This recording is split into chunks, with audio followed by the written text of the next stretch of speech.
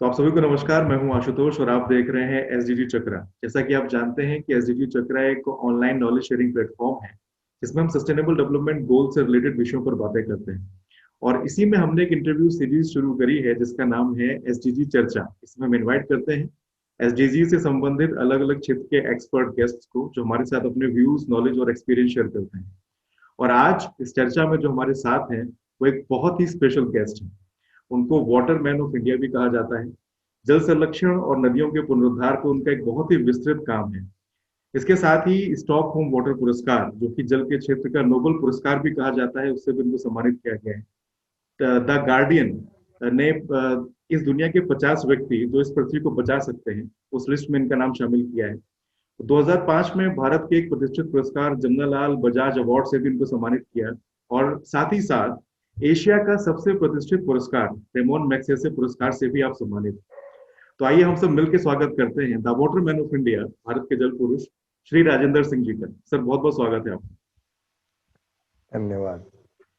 Sir, जो सबसे पहला सवाल जो हम सबके मन में आता है कि आप इतने लंबे समय से इस क्षेत्र में काम कर रहे हैं, तो आपका मोटिवेशन क्या है जो आज तक आप इतनी शिद्दत से वाटर मैनेजमेंट, नदियों के लिए और जल के लिए काम करते रहे? देखिए, मैं मूलतः तो व्यक्ति का चिकित्सक था जी। पढ़ाई से। जी। लेकिन जब मेरे मन में ये आया कि हमें कुछ इस देश के जो आ, सबसे संकटग्रस्त लोग हैं, बेपानी होके उजड़ रहे हैं, उनको बसाए रखने के लिए कुछ करना चाहिए। तो 1984 में हमने इस काम को शुरू किया और 1985 में अलवर जिले के गोपालपुरा गांव में, जहां से लोग बेपानी होकर उजड़ गए थे, जिनके पास न पीने का पानी था, न खाने के लिए अन्न था, और लाचारी, बेकारी और बीमारी उनके जीवन में थी। वो लोग रतौंधी रोग से ग्रसित थे।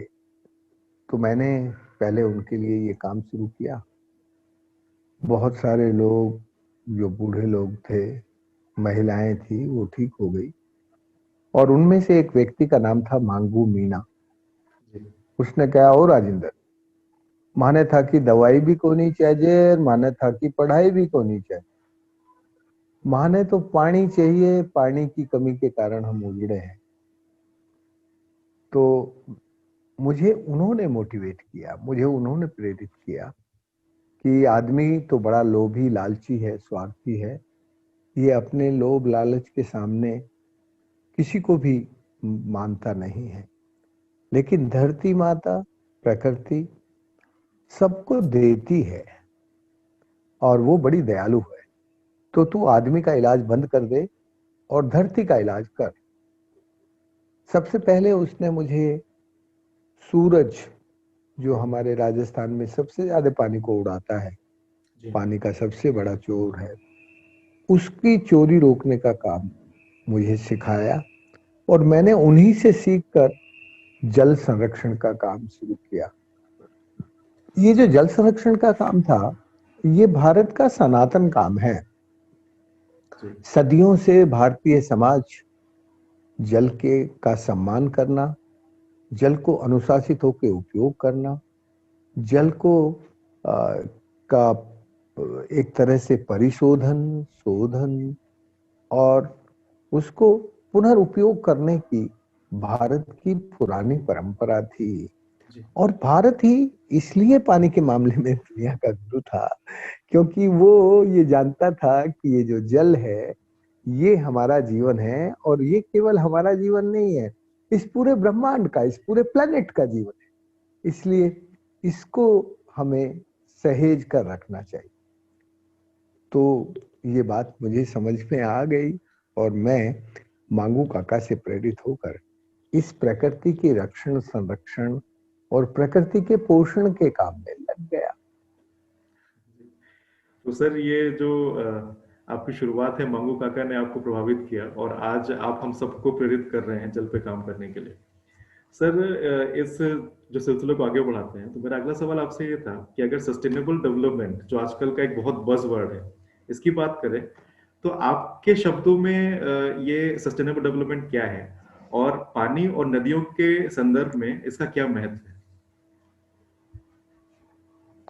देखिए, ये जो अंग्रेजी का सस्टेनेबल डेवलपमेंट है, जी, जिसको यूएन ने एक विधिवत एसडीजी के प्रकाश में लाके एसडीजी 2030 तक एक सस्टेनेबल विकास की दिशा में आगे जाने का रास्ता तय करने का कुछ राज्य देशों के लिए, पूरी दुनिया के देशों के लिए एक नियम कानून कायदा बनाया है।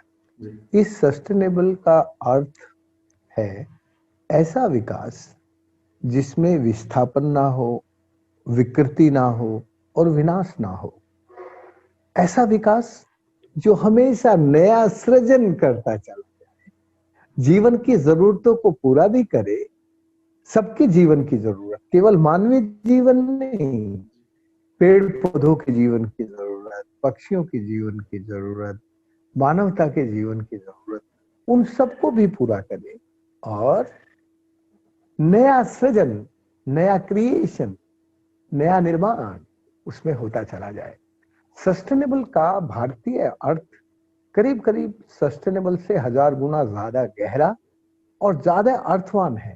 जी, सस्टेनेबल का अर्थ होता है भारत में सनातन। सनातन का मतलब है सदैव नित्य नूतन निर्माण, जी, हमेशा जो आदि काल से लेकर अंत तक कभी मरता ना हो, हमेशा पुनर्जीवित होकर चलता रहता है। भारतीय लोग पुनर्जीवन में बहुत विश्वास करते हैं। जी, उनका मानना है कि हम जैसा इस जीवन में करेंगे वैसा ही हम अगले जीवन में भी उसका फल भोगेंगे, इस जीवन में भी भोगेंगे और अगले जीवन में भी भोगेंगे। इसलिए भारतीयों ने अपने लिए एक एक एक ऐसा शब्द सृजित किया जो कभी ना मरता हो, जो कभी नष्ट ना होता हो, जिसमें विस्थापन ना होता हो, ना विकृति होती हो, ना विनाश होता हो। वो भारतीय भाषा में सनातन शब्द है। जी, सनातन का मतलब सदैव नित्य नूतन निर्माण। उसमें जो जैसा आज जिसको हम विकास कहते हैं, उस विकास की शुरुआत ही विस्थापन से होती है। तुम यदि ठीक से जानने और देखने की कोशिश करोगे तो तुम्हें पता चलेगा कि हम जिसको विकास कहते हैं, उस विकास में के नाम पर बनाई जाने वाली सारी बड़ी बड़ी योजनाओं में, चाहे बड़े उद्योग हो, चाहे बड़ा माय खनन हो, चाहे बड़े बांध हो, सब में विस्थापन से शुरुआत होती है। जी, वहां से हरियाली का विस्थापन होता है, वहां से मिट्टी का विस्थापन होता है, वहां के लोगों का विस्थापन होता है, वहां की पूरी पूरी परिस्थिति को पहले विस्थापित किया जाता है, फिर नई परियोजना स्थापित होती है। जी, आशुतोष जी, हमने उससे अलग काम किया।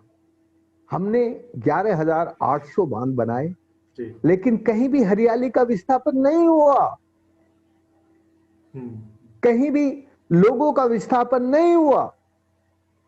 क्या हुआ? पोषण हुआ।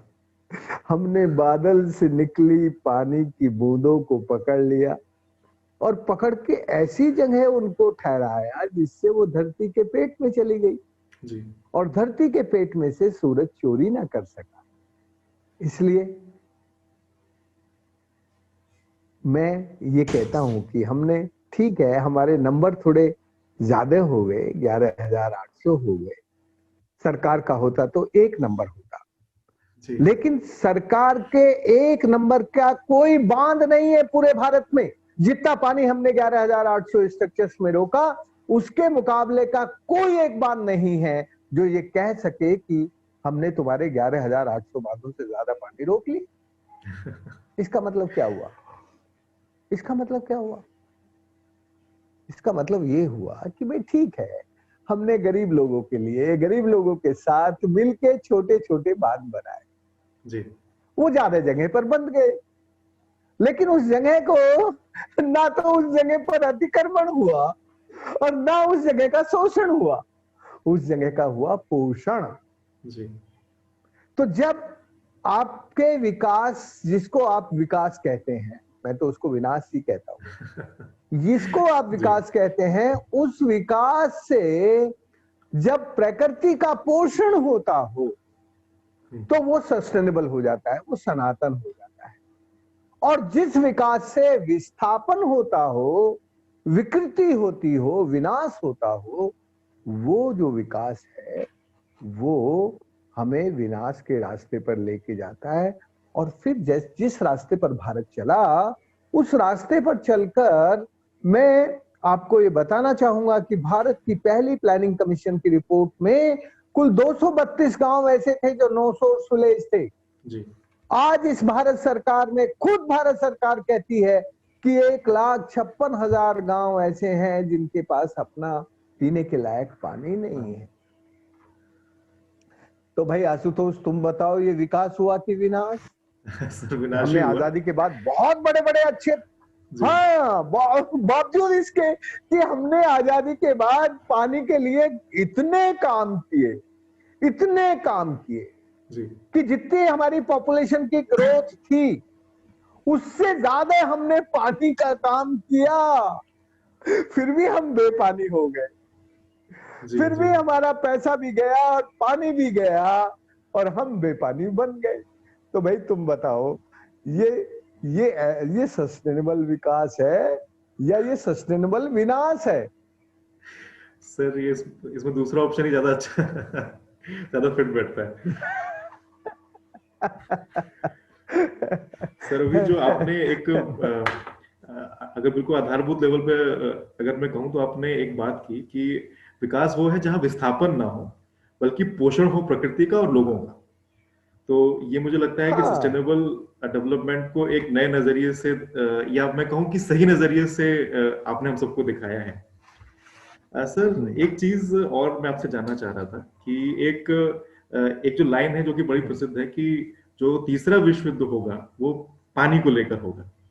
तो क्या ये एक सच्चाई है या फिर सिर्फ एक अतिशयोक्ति है? सर ये भी मुझे पूछना था कि पानी को लेकर आपके हिसाब से वर्तमान चुनौतियां क्या है और ये भविष्य में कितनी भयानक हो सकती है।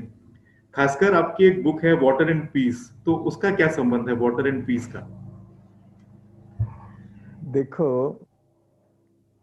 आ, मैं 9 अप्रैल को 2015 को गांधी पीस फाउंडेशन नई दिल्ली में हमारे आदरणीय एस.एन. सुब्बा राव जी और देश भर के गांधीयंस के साथ बैठे थे। उस वक्त ये चर्चा हुई कि भाई ये जो शांति है, क्योंकि हम शांति प्रतिष्ठान में बैठे थे, ये शांति जीवन में कैसे आती है? इस शांति का मूल आधार क्या है? इस शांति और सुख और आनंद कैसे जीवन में आता है? उसका सोर्स क्या है हमारे जीवन में? तो सब अपनी अपनी बातें रख रहे थे।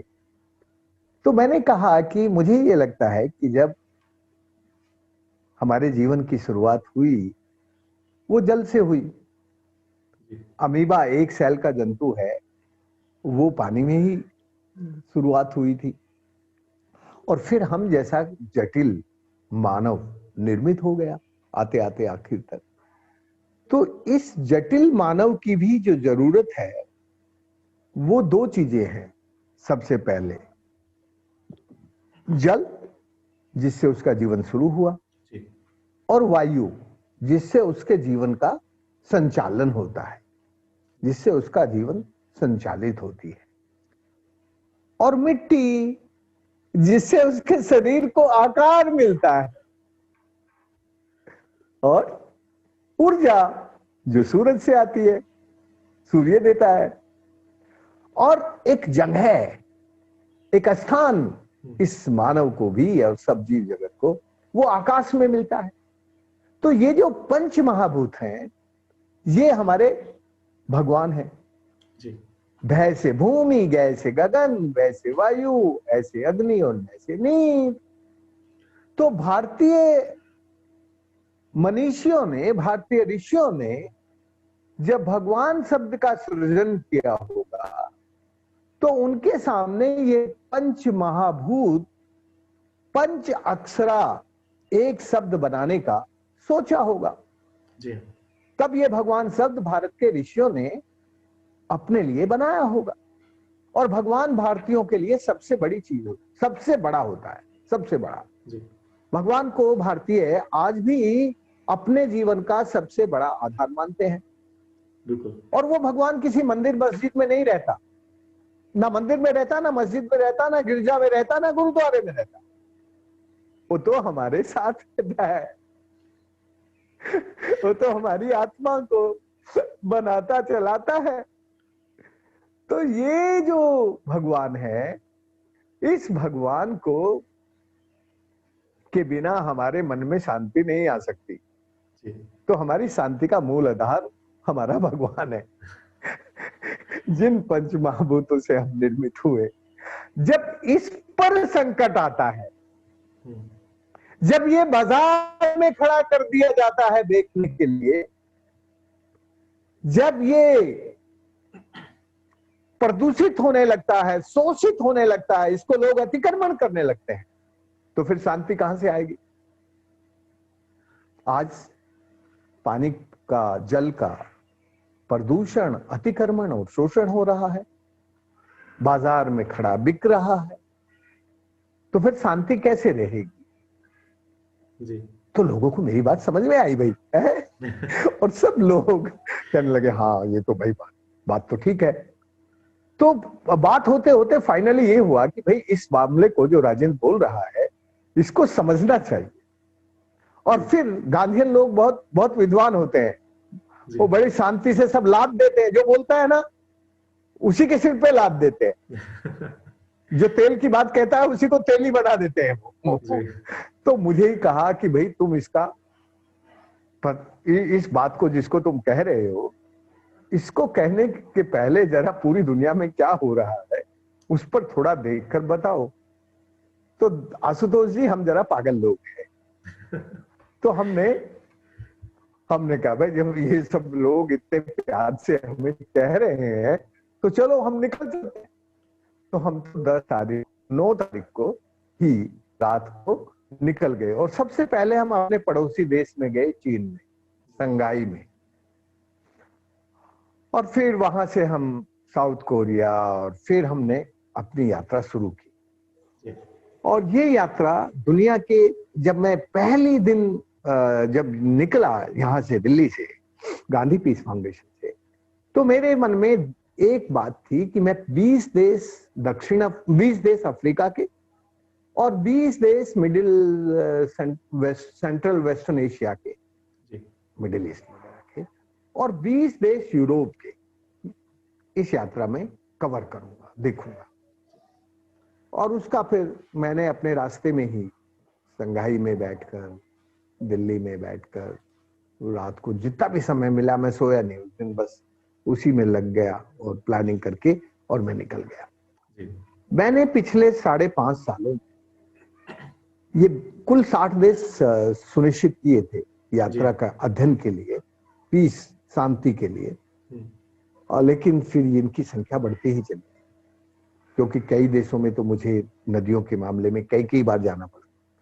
मैं अंत में तो मैं संक्षिप्त में ये बताना चाहता हूँ कि ये जो वाटर एंड पीस है पुस्तक, इस पुस्तक को हिंदी में तो मैंने लिखा, छोटी पुस्तक है, और अंग्रेजी में दीपक पर्वतियार ने इसको ट्रांसलेट करके ये पुस्तक ही बताती है कि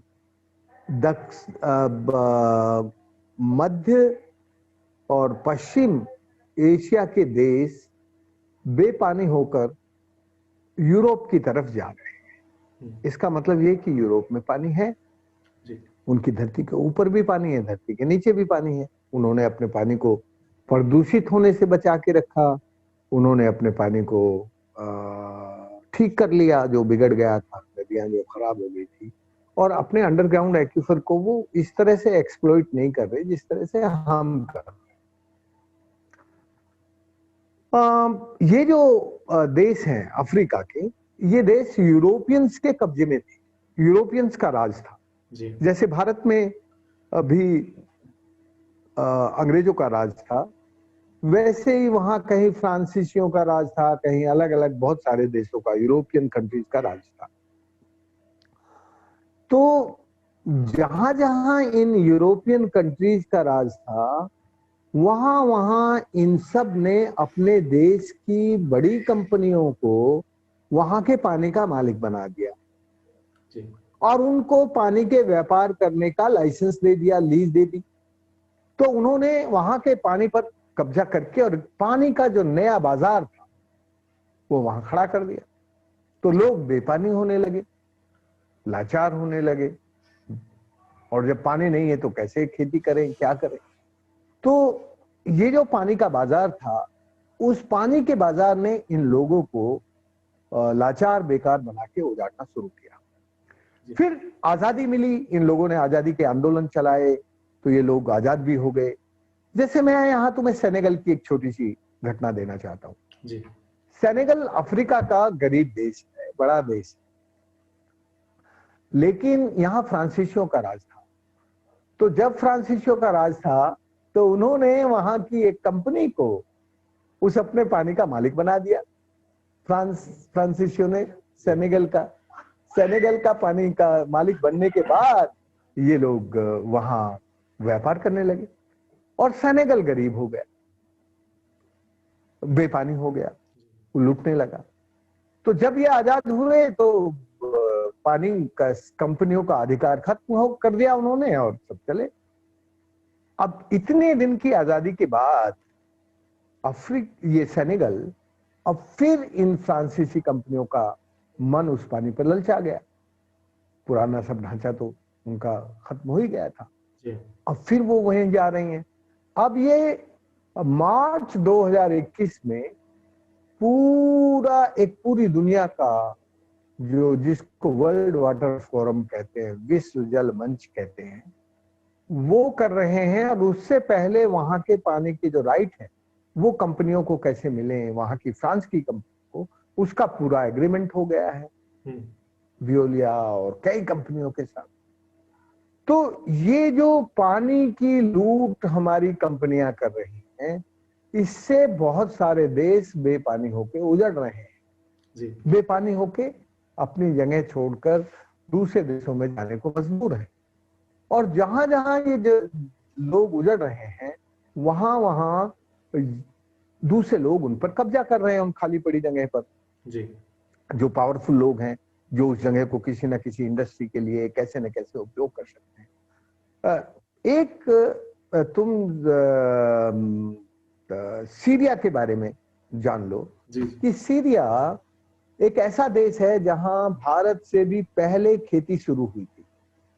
वहां की बहुत पुरानी सिविलाइजेशन है मेसोपोटामिया।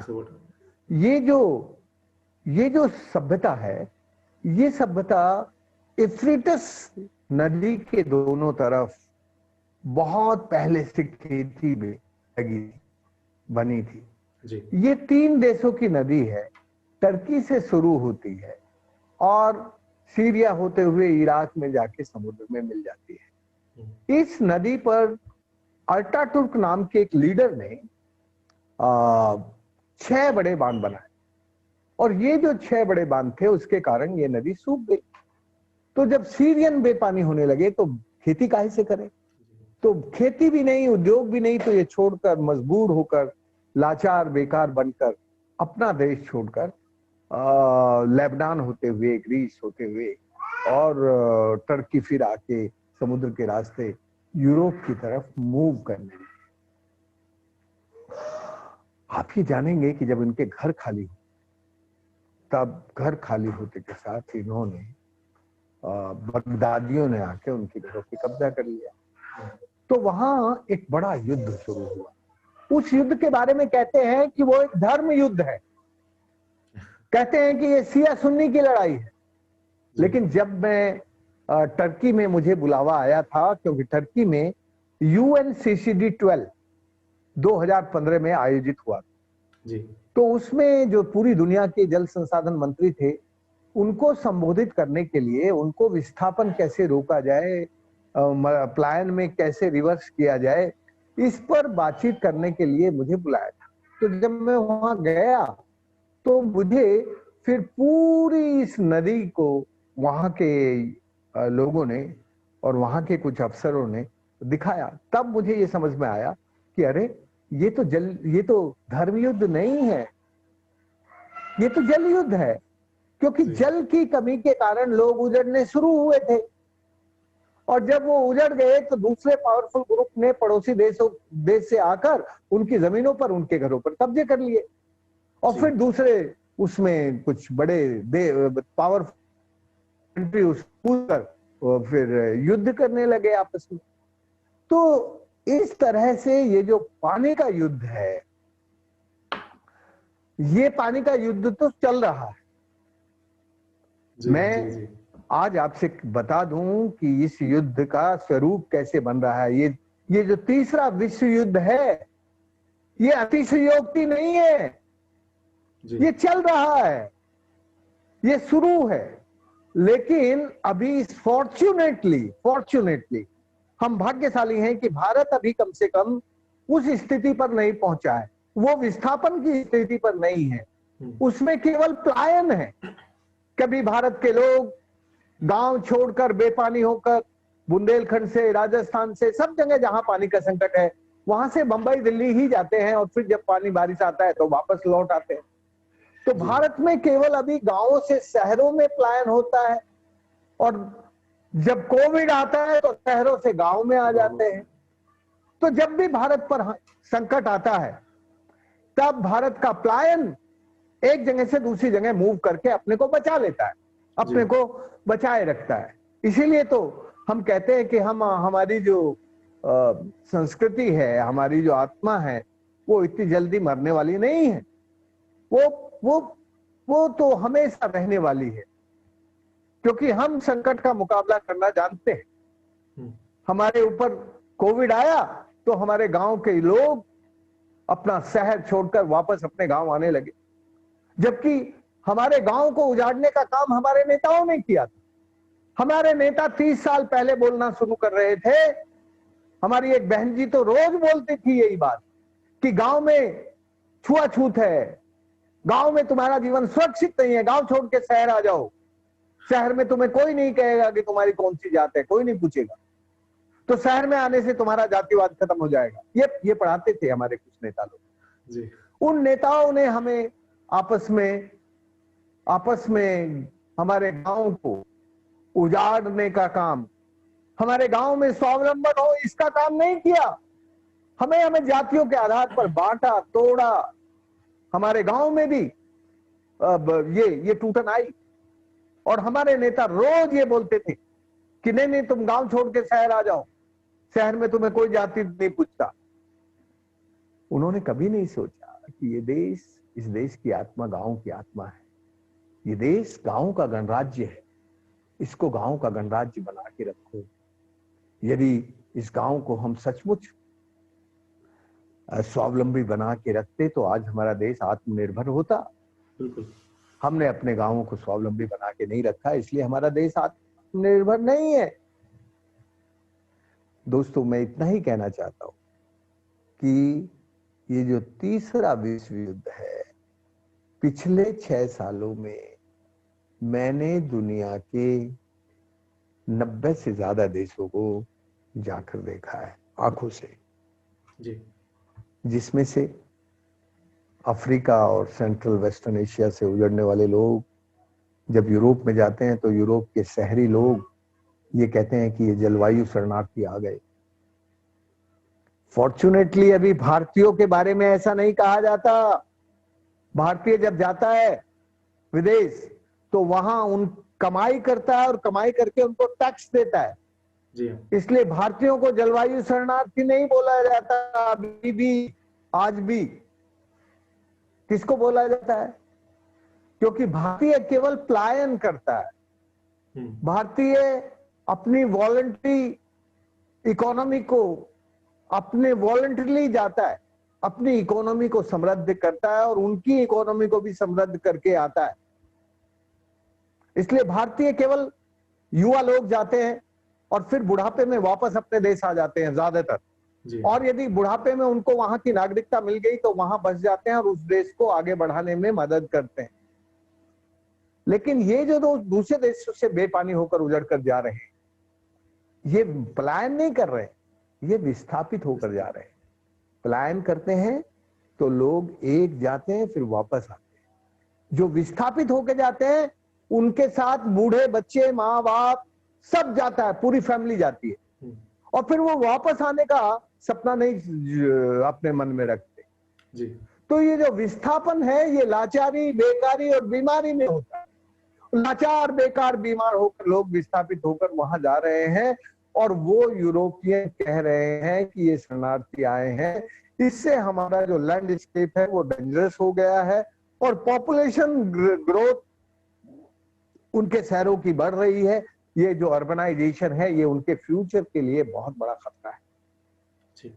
इसलिए वो जो तीसरा विश्व युद्ध है उसका चरित्र होगा, एक तरफ शोषित होने वाले, उजड़ने वाले लोग होंगे, और दूसरी तरफ शोषण करने वाली बड़ी कॉरपोरेट और कंपनियां होंगी, क्योंकि उनका बाजार, उनकी आय, उनकी इनकम, ये जो सब खेल है, ये खेल शुरू हो गया है दुनिया में।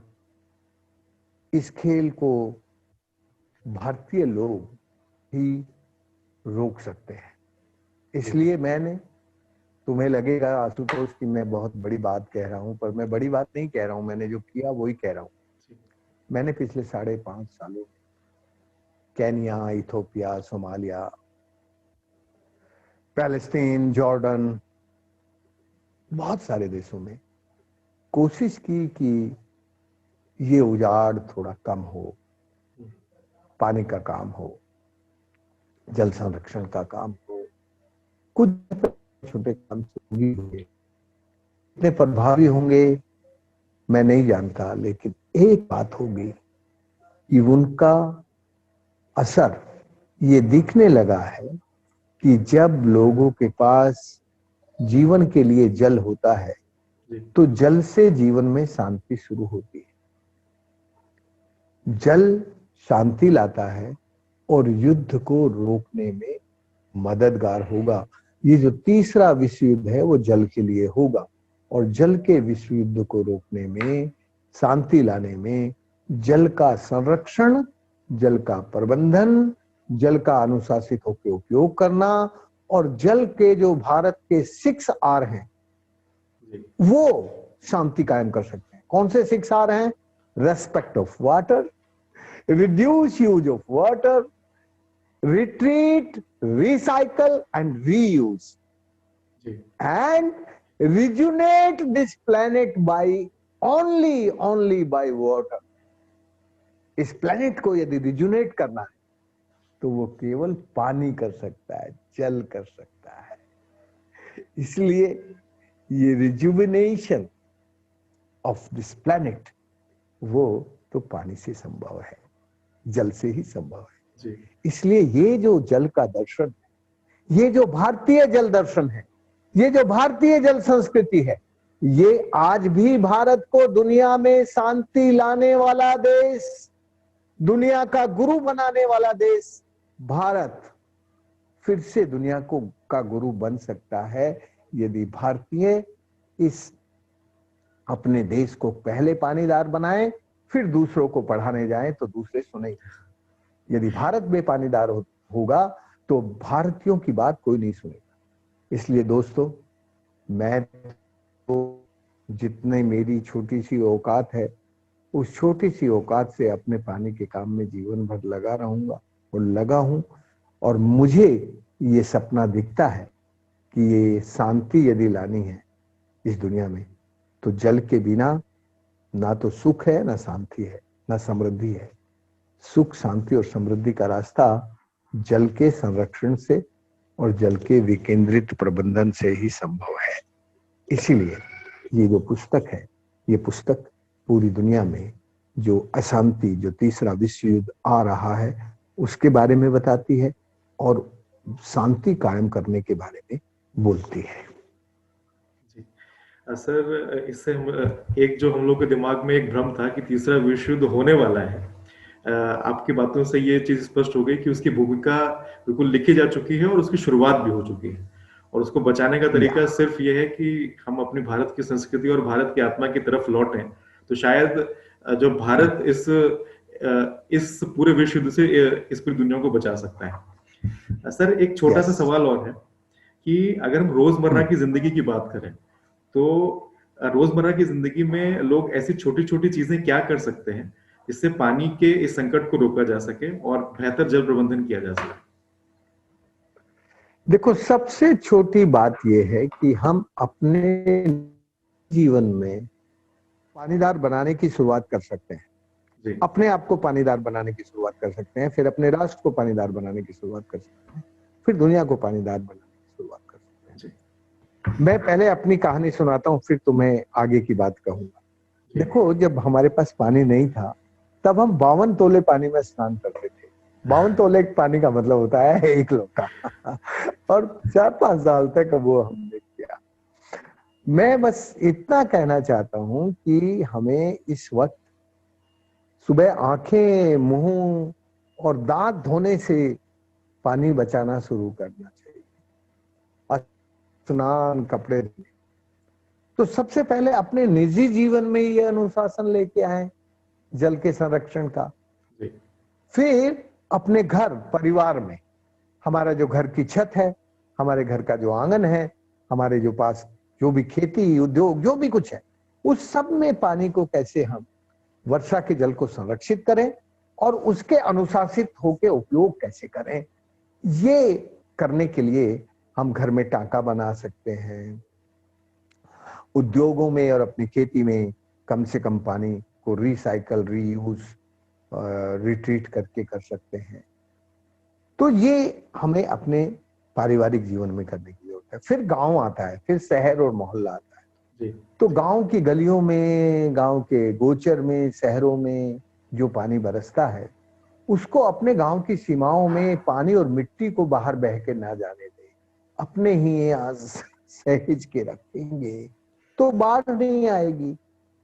तो बाढ़ से और सुखाड़ से अपने गांव को, अपने देश को बचाना है तो फिर जो पानी जहां वर्षा, जहां वो दौड़ कर चलता है उसको रेंगना सिखा दो। जहां वो रेंगने लगे उसे पकड़ के धरती माता के पेट में बैठा दो, फिर उसको सूरज की टेढ़ी नजर ना लगेगी, फिर उस पानी से निकाल के जीवन चला। तो ये काम हम सामुदायिक तौर पे कर सकते हैं, कम्युनिटी के लेवल पे कर सकते हैं। और हमें यदि अपने नदी के बेसिन के लेवल पे काम करना है तो फिर पूरी नदी में ऊपर से नीचे तक कर सकते हैं। रिवर और सीवर को सेपरेट रखें, नदी में गंदा पानी ना मिलने दें। नदी के गंदे पानी को और अच्छे पानी को जब मिलता है तो सब दूषित प्रदूषित हो जाता है।